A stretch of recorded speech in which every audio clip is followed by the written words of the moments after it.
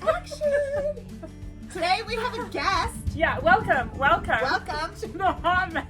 Mountain Mamas. Mountain Mamas. Jacqi's really excited. I'm so excited because we have a guest. Proof that we have friends outside of our imagination. We didn't hire you, did we, Melissa? We did not. Did we pay you? No. Just say Not no. yet. Just say no. Not yet. Yes. I'll be billing you later. Compensation for damages. Yeah. Damages. Pretty much. Okay, so we have Melissa with us today Uh-huh. because I claim she's a mountain mama, but there might be some people that are like, I don't think she is because she doesn't live in the mountains. It's true. Yeah. So What would makes you a call mountain yourself a mountain mama? Mm. I believe the joke was, what elevation do you live at? mama? What elevation? That's where. Oh my gosh. That's the determining factor. Although your area is pretty high in elevation. I mean, Yeah. relatively compared to Yeah. much of the United States. Mhm. Yeah, we're mile high. Yeah. So yeah. Right. So that counts for something. But I mean, really, being a mountain mama, I think you could be a mountain mama and not necessarily live in the mountains your whole life, or be Right. You know, it's like you can resonate Mhm. with being a mountain mama. The values. Then the values. So what are those? Right. Because this was the question of what actually makes a mountain mama. Mm. And why would people even want to follow us if they're like, well, I'm not a mountain mama, so. Yeah. Or like, what if I moved to the desert? Can I still be a mountain mama? You know, like Yeah. maybe. Mm. So Mm. what determines? What are the characteristics of a mountain mama? So before we get started though, okay, so Melissa, I want you guys to know just a little bit about who she is. Yes. Okay. Where are you originally from? Yeah, I was raised in Fort Collins. And then I gallivanted around the country for a while when I did college. And eventually my husband and I landed back in the Denver metro area. So that's where we are now. Yeah, So it's a big area. yeah, so we're basically just outside of Boulder. So Yep. yeah. Yeah. So I would label her as a Colorado native, Mm-hmm. whereas Jacqi and I are essentially transplants. Although I was born here, Oh, that's right. and then I lived here for hardly any time. Came back as an adult. Yes. Yeah, I was barely born here. Barely. And I was barely not. Barely not. Really? Actually, I was barely not. Huh. You got a lot of barelys going on here. Yeah. Yeah, but I don't have anything barely. the vast majority of my life I've been here. So. Yeah. Yeah. Colorado, I think it would be hard to be in Colorado, not really be a mountain mama to some degree, though, because every part of Colorado really is, or most parts of Colorado really are in the mountains to some degree, Or close enough. or close enough. So is that what makes you a mountain mama? No, Proximity to a mountain? maybe partly. Proximity. Proximity. Maybe partly. There's a mountain in my state, therefore, Therefore. or a mountain in my country. I can see them out my window. Over yonder. Yeah. So I think it's more than that, though, because I was thinking about this earlier, and I was thinking about, you know, the frontier woman and her whole Persona. persona and franchise. But I was looking one day, I just looked up like where she was. I was like, oh, where is she that she's in the frontier? But like, No, we're what's the answer? Well, Where is she? she's in like, I can't remember. So anticlimactic. I'm like, she's going to say New York. No, she's out like in the Midwest somewhere. Okay. But her proximity to town is much closer than we are. Mm-hmm. So it's the way that she lives Yeah. and the way that she cultivates her life Mm-hmm. has a frontier vibe. Yeah. Mm. So I think that is true of Mountain Mamas too. Mm-hmm. Okay, so what sets us apart Yeah. from even frontiers women? Mm. Well, for one, when I get dressed up fancy, I still have a pair of boots on. All right, well, I'm wearing. They might be Uggs, or they might be cowboy boots, or they might just be mud slinging boots. Like Mud slinging. what are those called? Mud boots. Muck Mucks. boots. Yeah. I thought we're slinging mud over here. Well, we are slinging mud because It is mud season, yeah. it's mud season. Oh, man, but it yeah, I is. mean, like, you know, but there's like, I've gotten dressed up in the winter, and then there's no way high heels are going on. Like, there's boots are going on with my cocktail dress. Like, Right. Oh, absolutely. but you know, but anyway, so I think, but there are things that set us apart. Yeah. So I know we were talking about this earlier because we always talk about these things before we do them. And one of the things that stuck out to us was a lot of times mountain women, mountain mamas, well, and women in general, if you're a mountain woman, is you choose the hard. You choose, and not necessarily like, oh, I'm going to go do this because it's so hard. Like, because that would. But certainly, you're an hour away from a big city. Yeah. You could live in a big city, come out here and visit. Right. Yeah. That would be easier. Yeah. Be closer to a grocery store. Yeah. Absolutely. And sometimes that's very tempting. Just get in my car and keep driving till I hit a Target or a Walmart or something. You're a ways away. I'm a little ways away. At least 2 hours. 1 hour from Walmart, 2 hours from Target. Yeah, to drive for a while. Yeah. Yes. Yeah, so it's that whole, you know, a lot of times people who choose a certain lifestyle to live, they do it because they know the value that it's going to produce for them.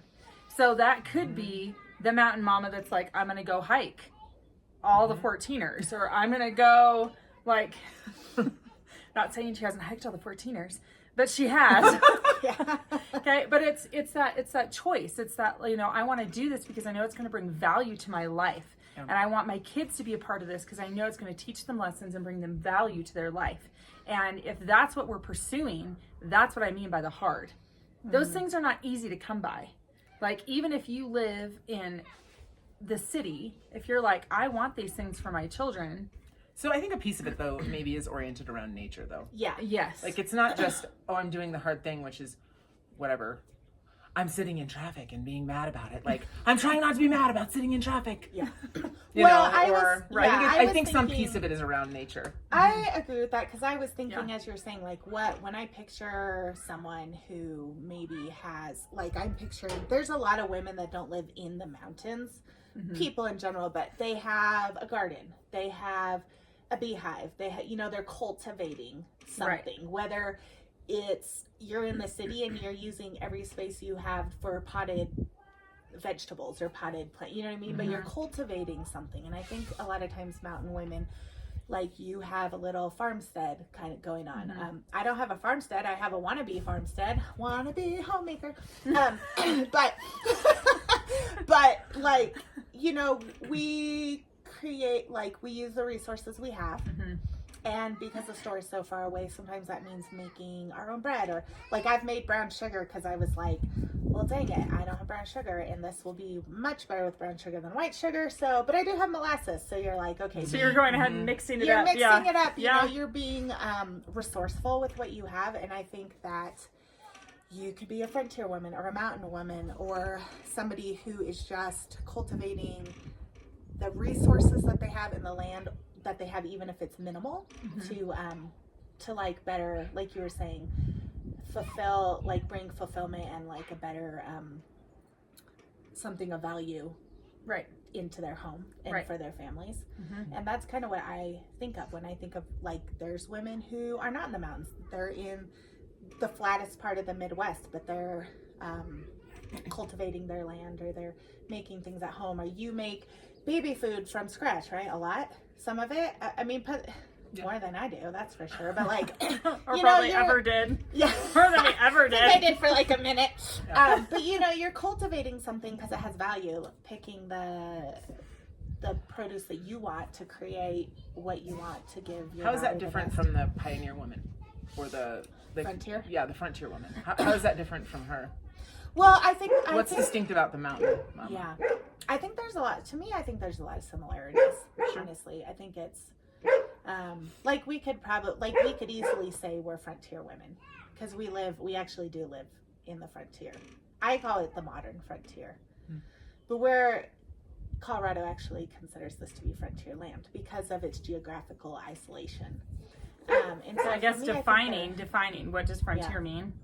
What does mountain mean? Geographically isolated, I think frontier means. But you Okay. could be in the mountains and not necessarily be geographically isolated.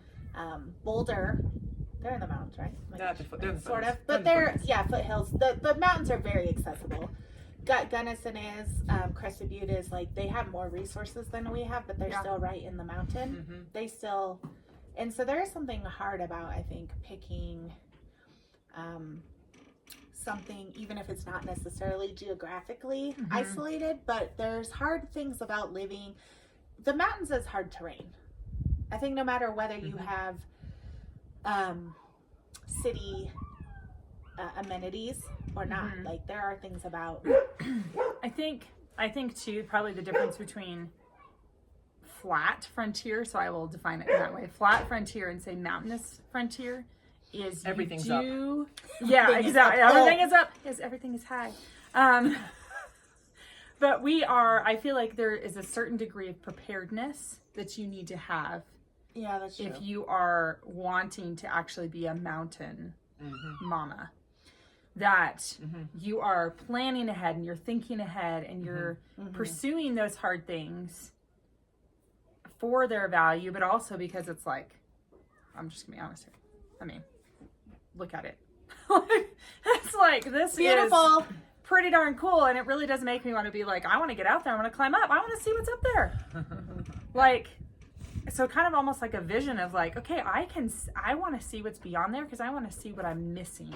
What am I missing in my life that would make it that much better?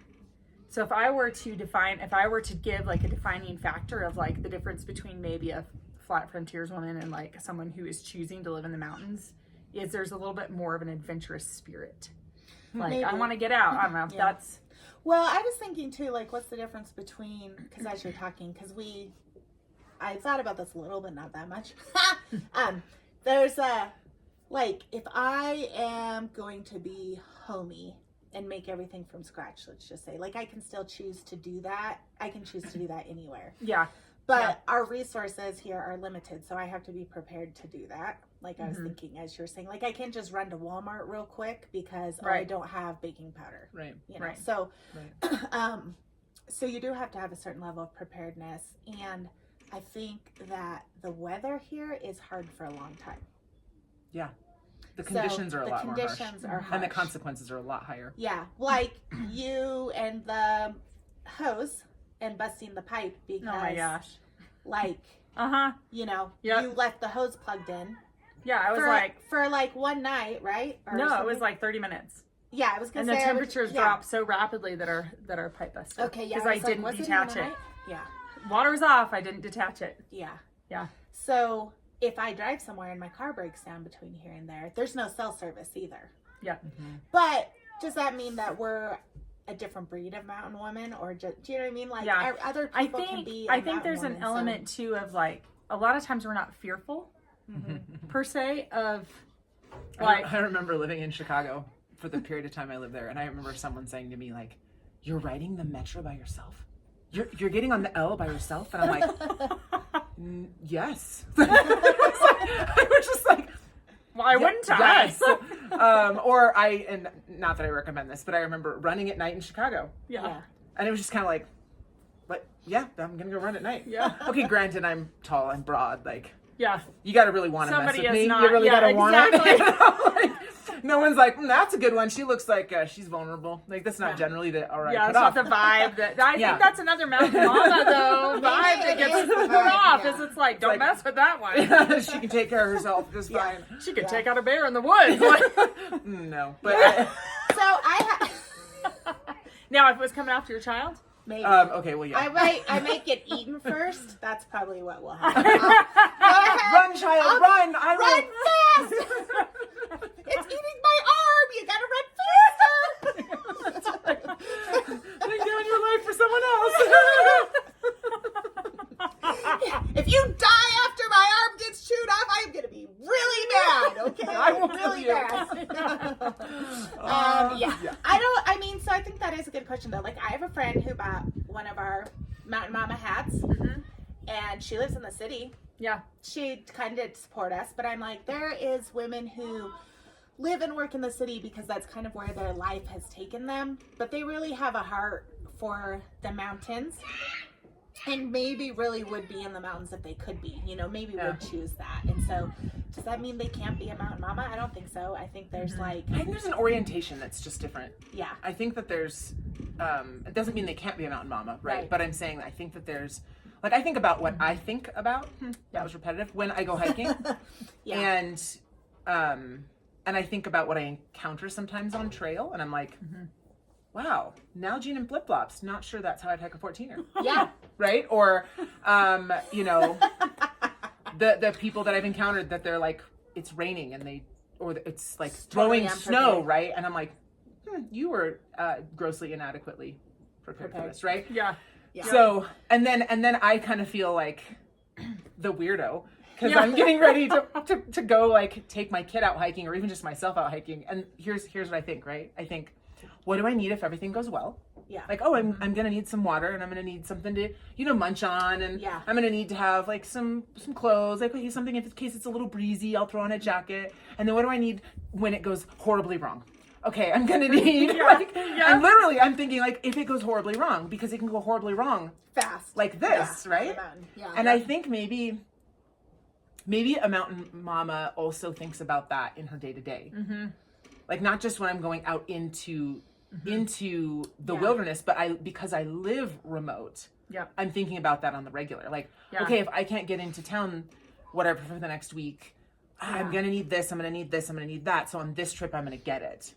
Right. And then you come in and, you know, whatever your husband says, how much baking soda do we need? And you're like, but I'm going to do this project. Yeah, but it's 2 weeks away. Yes, but if I can't get into town. Like, do you know what I'm saying? Like this mentality of, if everything goes well, this works for me. Right. But if everything don't, how do I get through this? Right. Yeah. Well, I always text my husband when we come home from somewhere. Like I'll be like, this is where we're at. Because there's so many places where there's no cell service.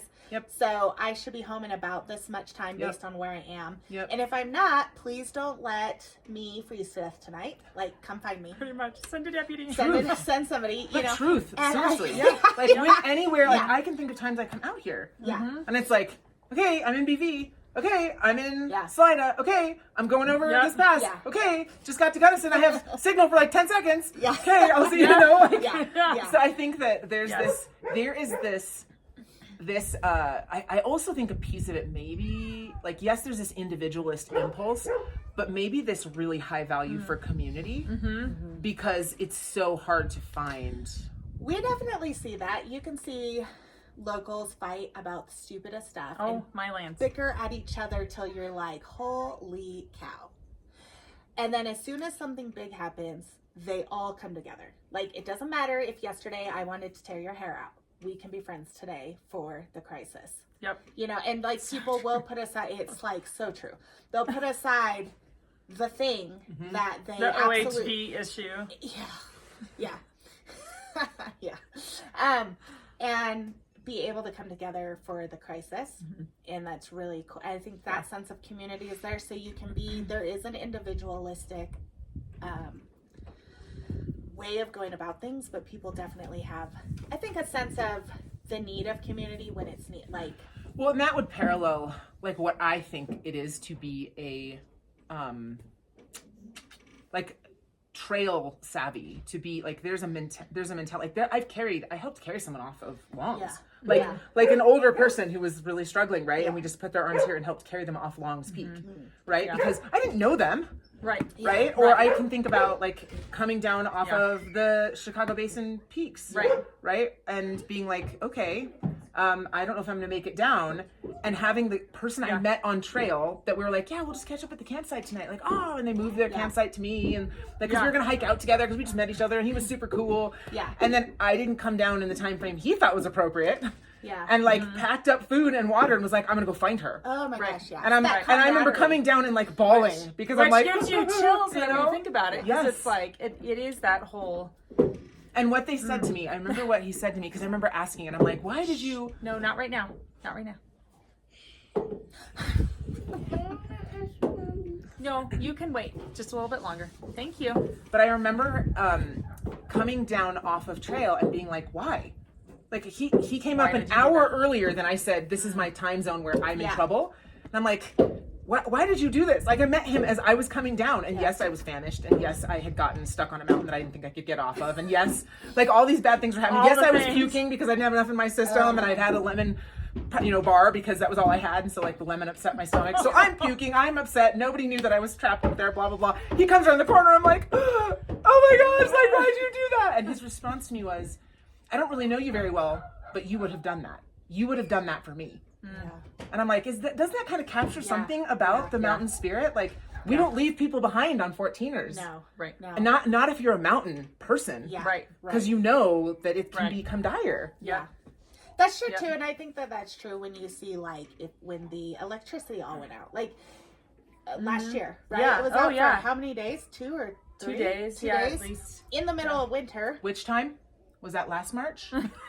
When I was here last Oh, March? was it last March? I was like, it's winter. It happened March twice. still feels It like happened winter. twice. So it happened twice. One time in January. Yeah. when Okay, it was like negative 15. Yeah. And then the other time in March. Yeah. Yeah, it happened twice last year. Right. So, exactly. And so what did people do? I mean, I think people help each other everywhere, but I think when you're in the mountains and people realize, like, I will stop and pick up hitchhikers because I know you can die out here even in the middle of summer. Yes. So I will just drive you into a tree if you try to hijack me. That's fine. I'm in control. So okay, so here we go.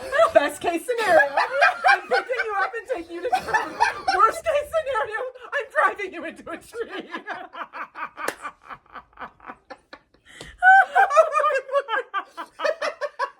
Yes, exactly. It's so true though. It's exactly what it is. So good, yeah. So point exactly. I'm gonna be kind, but if you're not kind, If gonna you try to murder me, this is what's gonna happen.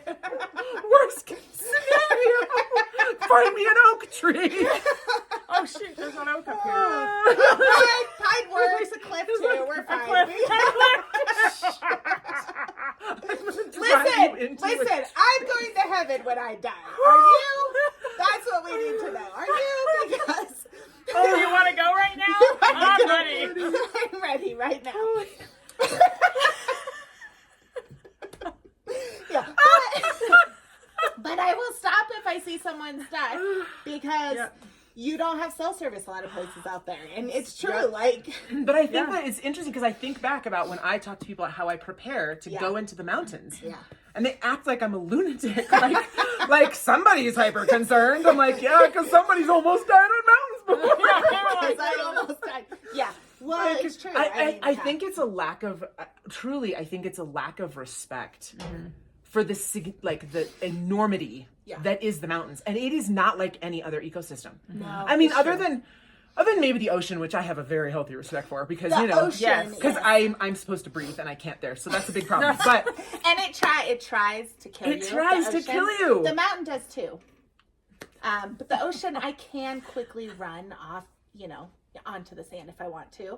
I mean, I can be like, it's stormy, I won't go today, like into the ocean or whatever. Right. But it can try to kill you, and the mountain tries to kill you too. That's what they told me when we first moved here, and I was like, that sounds so morbid. Sounds but like I Lord don't of the think Rings. it's wrong. No, it's true, and a lot of people have died. It's like the last place where you can really test your mettle. Yeah, it's the last place where you're like, this is where I figure out what my substance is. And I don't know in city living, generally speaking, unless you're actively choosing hard things regularly, I'm not sure that you really figure out your mettle. Like what builds you? Like out here, you can't help but know that. Yeah. Right? Now, granted, I guess if you come out here with like $1 gajillion and you can build your own little oasis away from everything, maybe, but that's not typical mountain living. Yeah. With your giant RV with boombox and like pool on the top and you're like, I'm camping. Boom, boom, boom. Have you seen that? That's what I'm wondering. I'm like, what are you describing? What came through here? Like, who has a pool or hot tub on the top? Are we talking about California or Colorado? I don't know. Okay, really, moment of truth. Have you seen Moment of truth. Oh, so everything this was else you. is a lie? It was me. Well, you know what? I was thinking of the Goofy movie. Where he goes Oh, he man. goes camping And there's the mama part coming out. Goofy. Yeah, goofy movie. But like they go camping, it's this huge. Yeah. But some people have some pretty decked out like RVs. I mean, truly. Mm-hmm. It's very luxurious. Yeah, and they're very luxurious. More and than I'm our like, homes. here I am in my tent. Stupid tent. Like, can I come in your RV? I don't know you, so. You're like, if I bat my eyes. It looks nice in there. But I mean, But if you don't, and if you end up being a weirdo, I'm going to drive you into a will tree. drive you into a tree. I will take you out. I will take you Oh out. my gosh. Yeah. Yeah. That's the conversation. Like, I hope you're not a serial killer, but If you I'll kill are, you this first. is what's going to happen. if you are, Yeah.